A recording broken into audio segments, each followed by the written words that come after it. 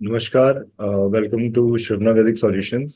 तो आज हम बात करेंगे एरीस लगन के बारे में, एरीस राशि के बारे में। ब्लैंक चार्ट प्रिडिक्शन करेंगे। एरीस राशि किस किस घर में जाती है, किस तरीके से बिहेव करती है, उसके बारे में हम बात करेंगे। तो सबसे पहले हम एरीस लगन के बारे में बात करते हैं। देखिए, 12 लगनों में से एरीस लगन को पहला लगन दिया गया, इसलिए इसमें इम्पल्सिव रॉ एनर्जी डाली गई। ये ना फर्स्ट ब्रिगेड थी जो अर्थ पे भेजी गई है। आप इस तरीके से इसको समझिए कि ये फर्स्ट ब्रिगेड थी, तो इसीलिए इसमें इतनी इम्पल्सिव, इतनी एक्सट्रीम पावर दी गई है। ये ना नई चीजों को स्टार्ट करती है, क्योंकि देखिए, सबसे पहली राशि है, नई चीजों को स्टार्ट करने की राशि है। तो कोई भी प्लैनेट जब इसमें ट्रांजिट करेगा तो वो अपने कारकास से रिलेटेड उन चीजों को उन चीजों से नई चीजों को स्टार्ट करेगा। सपोज जुपिटर आपके एरीस लगन से ट्रांजिट कर रहा है, तो जो लगन है आपका, वो आपकी बॉडी है। तो वो आपको लॉन्ग टर्म विजडम देगा, लॉन्ग टर्म प्लानिंग देगा रिगार्डिंग आपकी बॉडी के बारे में। आपको नई चीज सिखाएगा, आपको कोई नया गुरु देगा उस टाइम पे। ये राशि ना, ऐसे लोग ना बहुत ज्यादा जल्दी में रहते हैं। इन्हें ना किसी चीज की क्यूरियोसिटी बहुत ज्यादा है। क्यूरियोसिटी इतनी ज्यादा रहती है, इसीलिए ना ये ना बहुत जल्दी किसी भी चीज से बोर हो जाते हैं। अच्छा, ऐसे लोग ना चीजों को स्टार्ट बहुत जल्दी कर लेंगे, बिना सोचे समझे स्टार्ट कर लेंगे और उसके बाद सोचेंगे। एरीस लगन के लोग ना डिफेंस में, अगर इनका मंगल स्ट्रांग है, डिफेंस में, पुलिस में, आर्मी में, आ, इस तरीकों की जगह में जाना ज्यादा पसंद करते हैं, जहां पे ये अपनी इम्पल्सिव पावर, अपनी रॉ एनर्जी को यूज कर सकें। देखिए, सूर्य यहाँ पे ना एग्जॉल्टेड होता है। एग्जॉल्टेड का मतलब है कि अब ना सूर्य को पता है मैंने यहाँ पे किस तरीके से काम करना है। सूर्य का जो पावर हाउस है, सूर्य का जो सोर्स है, वो तो लियो राशि है, वो नेम एंड फेम है। बट एग्जॉल्ट जो हो रहा है, वो उसको यहाँ पे आके वो बहुत खुश है, बहुत ज्यादा उसको पता है कि मैंने यहाँ काम कैसे करना है, कंट्रोल कैसे करना है, बेसिकली इस राशि को कैसे कंट्रोल करना है, इसकी एनर्जी को कैसे कंट्रोल करना है। अब मार्स क्या है? मार्स ना पुलिस ऑफिसर्स है, आर्मी है, और सूर्य आपकी गवर्नमेंट है। तो only government can control police and army. ठीक है? तो यहाँ पे आके इसीलिए सूर्य एग्जॉल्ट होता है।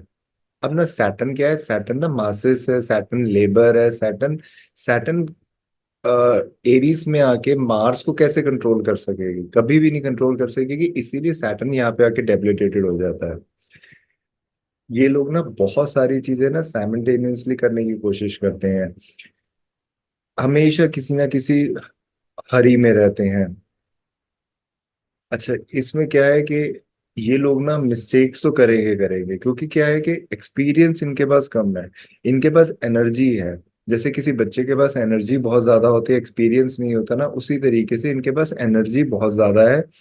बट उस चीज को एग्जीक्यूट कैसे करना है, वो उनके पास पावर अभी उतनी नहीं है, उतना एक्सपीरियंस इनके पास नहीं है। इन लोगों की एनर्जी जो है ना, वो सेक्रीफाइस की एनर्जी भी होती है, क्योंकि पुलिस और आर्मी में अगर आपने ज्वाइन करना है ना, तो आप ये सोच के ज्वाइन करते हैं कि आपको किसी भी स्टेज पे अपनी लाइफ को भी सेक्रीफाइस करना पड़ सकता है। तो इतना ब्रेवरी इतनी ब्रेवरी होती है इन लोगों में कि ये उस चीज को कैरी करके चलते हैं अपने साथ। अगर आपका ना मार्स इसमें अफ्लिक्टेड है, तो ना ये चीजें बहुत ज्यादा स्टार्ट तो कर लेंगे, बट 100% है कि ये कंप्लीट नहीं कर पाएंगे। क्योंकि क्या है कि इम्पल्सिव पावर है, शॉर्ट टर्म पावर है, जोश है। जैसे आपने मतलब किसी चीज को एकदम से आपने तोड़ना है, तो एकदम से आपने इम्पल्सिव पावर लगा दी उसमें। बट उस चीज को कंप्लीट करने के लिए आपको ना सैटर्न की एनर्जी चाहिए होगी, लंबा टाइम जो चीज चले। और अगर आपका इस लगन में सैटर्न आपका अच्छा नहीं है, मार्स आपका अच्छा नहीं है, तो आप ना चीजें स्टार्ट कर लेंगे बट आप कंप्लीट नहीं कर पाएंगे चीजों को। अब ना जैसे ना देखिए, एरीज लगन के फेस पे अगर कोई स्कार हो जाए, इनकी बॉडी पे कोई स्कार हो ना, तो ये एज अ मेडल कैरी करते हैं। मेडल क्यों कैरी करते हैं? क्योंकि एरीज लगन के लोग को रिप्रेजेंट करती है पुलिस आर्मी। अगर आप कभी भी रिटायर्ड जनरल या किसी पुलिस आर्मी से आप पूछेंगे या उनकी कहानियां सुनेंगे ना, तो वो आपको ये बताएंगे कि किस तरीके से आपने किस उस वॉर में उन्होंने लड़ा, ये उनका वूंड है, ये तो वो ना एक ना कोई भी स्कार है तो वो मेडल कैरी करते हैं। और ये एक ना इनके लिए एक्सपीरियंस भी है कि ये एक चोट लग चुकी है, अब ये दोबारा चोट नहीं लगनी चाहिए। ये उस चीज को एज ए एक्सपीरियंस भी लेके चलते हैं। अब इसमें क्या है, दो प्लेनेट है जो दिग्बल होते हैं, एक है जुपिटर, दूसरा है मरकरी। जुपिटर इसलिए होता है क्योंकि वो नाइन्थ लॉर्ड बनता है इसमें। लगन में आके ना आपको ना लॉन्ग टर्म विजडम देता है। अब देखिए मार्स को क्या है, मार्स एनर्जी तो है, बट लॉन्ग टर्म जो प्लानिंग है, लॉन्ग टर्म जो विजडम है, वो जुपिटर आके यहाँ पे देता है। मरकरी थर्ड हाउस है इस लगन में, सिक्स्थ हाउस है डिस्प्यूट को सॉर्ट आउट करने की पावर। अगर ये लगन में आ जाए, डिस्प्यूट को सॉर्ट आउट करने की पावर। क्यूरियोसिटी, मरकरी यहाँ पे इसलिए भी खुश है क्योंकि मरकरी खुद एक क्यूरियोसिटी का कारक है। ऐसे लोग ना पॉलिटिक्स ज्यादा नहीं कर सकते क्योंकि बहुत ज्यादा स्ट्रेट फॉरवर्ड होते हैं, और इन लोगों से पॉलिटिक्स ज्यादा की उम्मीद नहीं की जा सकती। तो अब हम बात करते हैं ब्लैंक चार्ट प्रिडिक्शन के बारे में। तो देखिए जैसे ही सेकंड हाउस में एरीज आता है ना, तो सेकंड हाउस ना आपके कुटुंब का है, तो कोई ना कोई फैमिली मेंबर, कोई ना कोई आपकी फैमिली में कोई ना कोई डिफेंस से, कोई ना कोई पुलिस से, आर्मी से रिलेशन में हो सकता है। वन ऑफ द पॉसिबिलिटी बनती है ये। सेकंड हाउस क्या है आपके ना, फाइनेंस का है। 11th हाउस आपके ना फुलफिलमेंट ऑफ डिजायर्स का है, आपके ना सोशल ग्रुप्स का है। आपके वहां पे डिजायर, आप वहां पे गेन कर रहे हैं, पर उससे चार घर आके ना वहां पे ना आपका ना उसका वो घर बनता है कि वहां पे आप स्टोर कितना कर पा रहे हैं। देखिए सेकेंड हाउस आपकी ना वेल्थ का भी है। तो इम्पल्सिव वे में वेल्थ को स्टोर करना, कई बार क्या होना कि मतलब बहुत ज्यादा फोकस हो जाना कि मैंने इन चीजों को, एसेट्स को क्रिएट करना है, तो वो चीज की भी पॉसिबिलिटी है। अगर देखिए यहाँ पे ना ये जो सेकंड हाउस है ना, ये आपकी स्पीच का भी है, और मार्स कारक है स्पोर्ट्स का। तो स्पोर्ट्स कमेंटेटर भी आप यहाँ पे बन सकते हैं अगर ये 10th हाउस से लिंक कर रहा है, थर्ड हाउस से लिंक कर रहा है।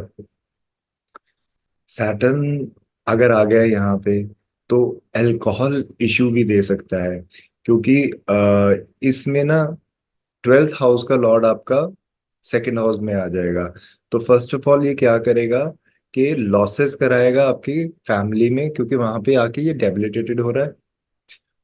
तो फैमिली में लॉस होना, आपके फैमिली बिजनेस का लॉस होना, सैटर्न कारक का है आपके कर्म का। ठीक है, आपने काम स्टार्ट किया, 12th हाउस एक्टिवेट हुआ, सैटर्न की कोई दशा आई, अंतरदशा आई, सैटर्न सेकंड में बैठा हुआ है, तो जो आपने वेल्थ क्रिएट किया उसका लॉस होना। सेकंड हाउस में ना आपके ना माउथ भी आता है, और एरीज की ना इम्पल्सिव एनर्जी है। तो ट्रम्पेट प्लेयर, या फिर अपने मुंह से जो लोग प्ले करते हैं कोई चीज को जिसमें बहुत ज्यादा प्रेशर लगता है, तो ये उस चीज को भी रिप्रेजेंट करती है। अगर थर्ड हाउस में एरीज जाता है तो एक्वेरियस राइजिंग होता है। अब क्या कि ना थर्ड हाउस की जो चीजें हैं वो है आपकी ना शोल्डर्स, आपके हैंड्स।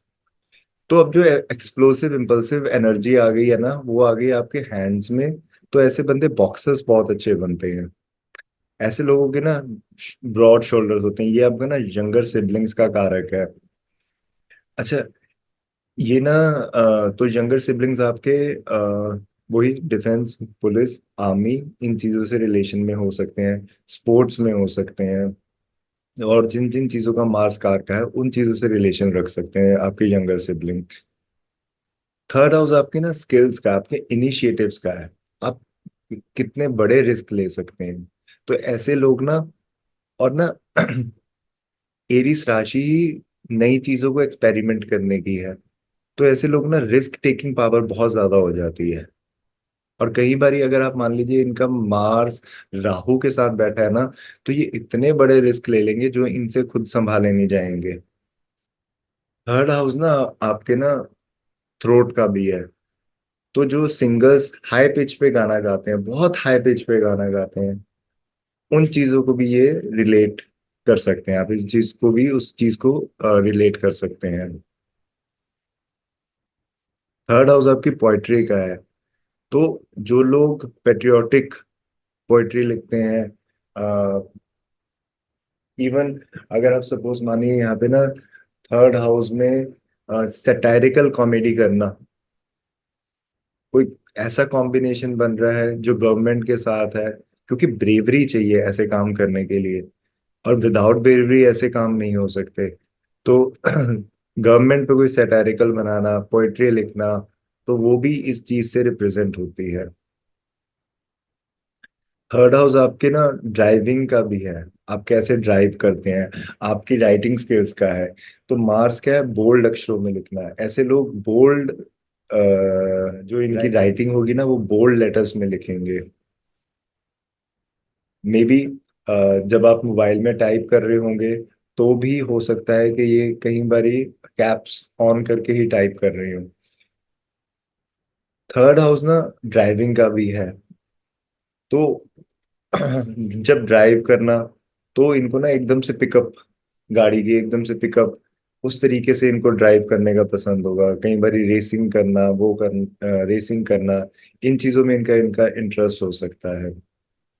और थर्ड हाउस आपके मैंने कहा स्पोर्ट्स स्किल्स, इन चीजों का है ये, तो स्पोर्ट्स के साथ भी इनकी स्किल्स हो सकती है। स्पोर्ट्स खेलना इन्हें बहुत पसंद हो सकता है।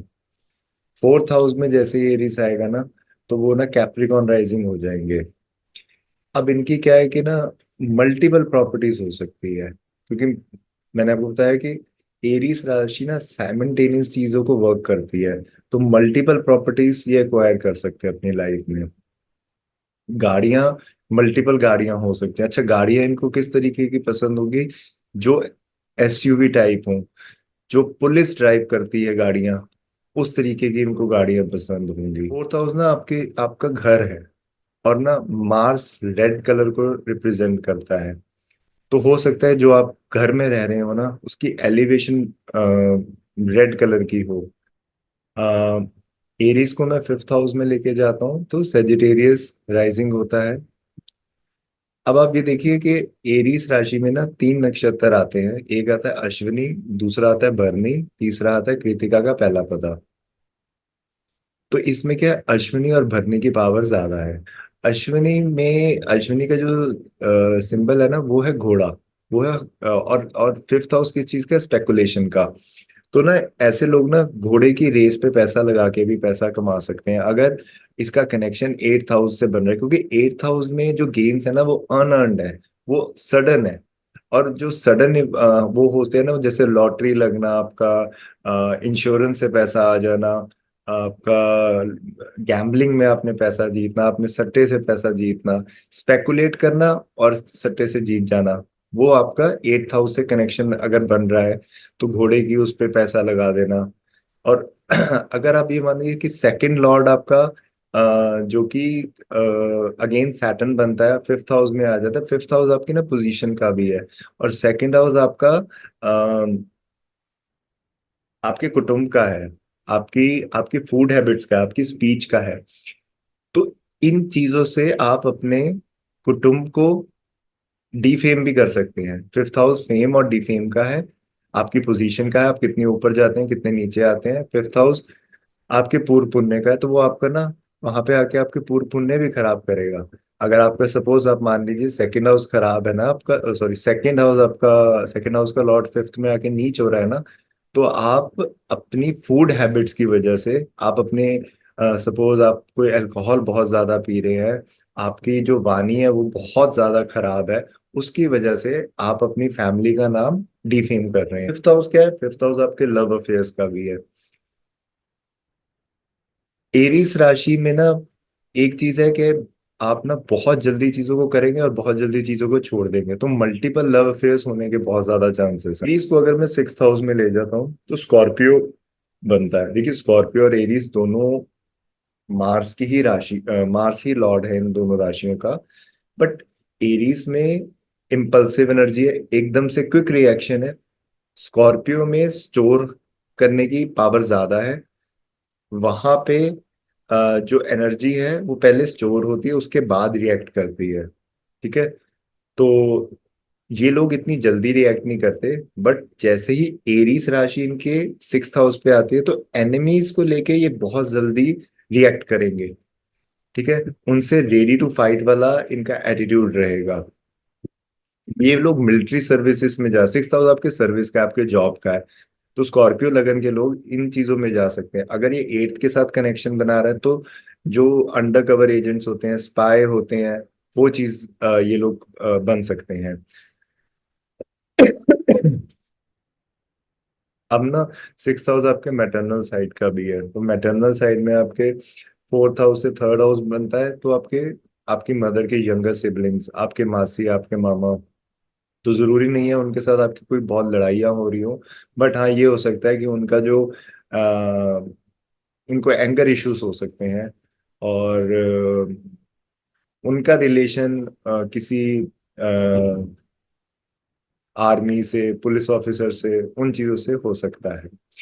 7th हाउस में अगर मैं एरिस राशि को लाता हूँ तो लिब्रा राइजिंग बनता है। लिब्रा राइजिंग, लिब्रा क्या है, लिब्रा आपके ना पार्टनरशिप की राशि है। लिब्रा क्या है, देखिए एरीज क्या है, आप खुद है। कालपुरुष की कुंडली में एरीज आपको खुद को, आपके आपके टेम्परामेंट को, तो 7th हाउस किस चीज को रिप्रेजेंट करेगा, आपसे ऑपोजिट जेंडर को। तो जब वो लगन में आ जाएगा, तो अब आपका जो लगन बन गया वो ये हो गया कि आप ना दूसरों के पॉइंट ऑफ व्यू से सोच रहे हैं। आप सोच रहे हैं कि अगला मेरे बारे में क्या सोच रहा है। तो 7th हाउस के ऑपोजिट जब एरीस राशि आती है ना, तो quick to enter into partnership, और बिना सोचे समझे किसी से भी पार्टनरशिप कर लेनी, और उसके बाद अगर अगर वो चीज एफ्लिक्टेड है, खराब है, तो वहां पे प्रॉब्लम्स आनी। मल्टीपल मैरिजेस के कॉम्बिनेशन भी बनने के चांसेस रहते हैं इसमें। देखिए ये 10th से 10th है, तो ये बिजनेस को भी रिप्रेजेंट करता है। तो ये बिजनेस कर सकते हैं अच्छा, जहाँ पे लॉजिकल रीजनिंग की रिक्वायरमेंट हो, क्योंकि ना मार्स इन चीजों को भी रिप्रेजेंट करता है। 7th हाउस में ना मार्स का क्या है, मरण कारण स्थान है।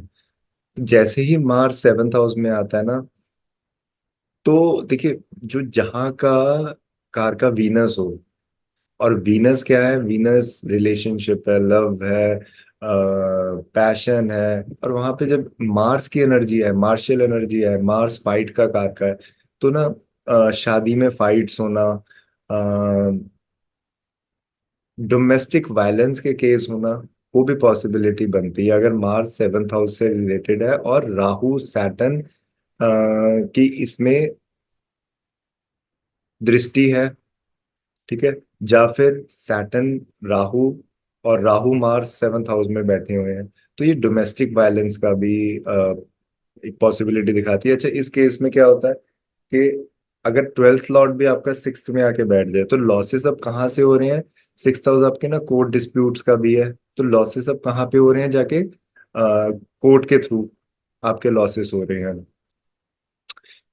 तो 8th हाउस में अगर हम एरीज को लेके जाते हैं तो वर्गो राइजिंग आता है। तो ट्रांसफॉर्मेशन हो रही है अब आपकी, आपकी अपनी बॉडी के थ्रू।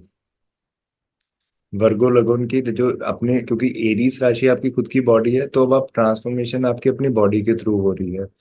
ठीक है। ऐसे लोगों के ना मैरिज के बाद फाइट्स होना, इन लॉस में फाइट्स होना, ये चीज भी देखी जाती है।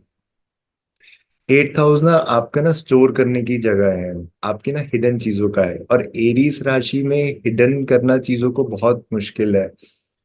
तो यहाँ पे ना एक कॉन्फ्लिक्ट एनर्जी बनती है। 8th हाउस ना आपके घर का स्टोर रूम है, जहाँ पे आप चीजों को स्टोर करते हैं। और मार्स क्या है, मार्स आपके ना स्पोर्ट्स इक्विपमेंट हो गए। तो हो सकता है आप अपने स्पोर्ट्स इक्विपमेंट को आप अपने स्टोर रूम में रखते हैं। 9th हाउस में एरीज को लेके जाते हैं तो लियो राइजिंग बनता है। तो फादर अगेन पुलिस आर्मी में हो सकता है। जो आपके गुरु है ना, वो आप, अच्छा इसमें आपका हो सकता है कि आप अपने गुरु से बहुत जल्दी फ्रीक्वेंटली अपने गुरु चेंज कर लें, अपने टीचर्स को चेंज कर लें। आपके टीचर्स आपको ना बहुत ज्यादा स्कोल्ड करें। ठीक है। क्योंकि ना वहां पे मार्शियन एनर्जी आ गई, आपकी टीचर्स के साथ आपकी फाइट होना, ठीक है, तो ये चीजें हो सकती हैं वहां पे।